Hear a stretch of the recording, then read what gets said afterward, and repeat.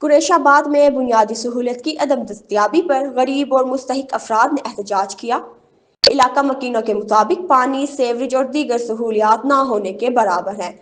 متاثرہ شہریوں نے اعلیٰ حکام سے فوری نوٹس لیتے ہوئے مطالبہ کیا۔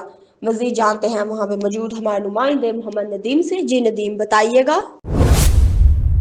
جی بالکل، اس وقت ہم موجود ہیں محلہ قریش آباد میں۔ یہ محلہ ان شہر کے بستیوں میں شامل ہوتا ہے جہاں غربت، پریشانی خاموشی سے نہیں بلکہ چینک چینک کر بول رہی ہے۔ یہاں کے مکین جو ہیں بنیادی سہولتوں سے محروم ہیں۔ صاف پانی، پکی سڑکیں، نکاسی آب اور صحت جیسی سہولتیں ان کے لیے صرف خواب بن چکی ہیں۔ ہمارے ساتھ موجود ہیں یہاں کے مقامی بھائی محمد سفیان۔ ہم ان سے پتہ کرتے ہیں کہ ان کو کون سے مسائل درپیش ہیں۔ جی سفیان بھائی، آپ بتائیں کہ اس بستی میں آپ کو کون سے مسائل درپیش ہیں؟ جی السلام علیکم ورحمۃ اللہ وبرکاتہ۔ جی بھائی جان، یہاں پہ ہمارے بہت سارے مسائل ہیں۔ غریب علاقہ ہے، یہ مزدور لوگ ہیں، چھابڑی بیچنے والے ہیں، دیہڑی کرتے ہیں، جن کا ایک ٹائم میں چولہا جلتا ہے، دوسرے ٹائم میں جلنا بہت مشکل ہے۔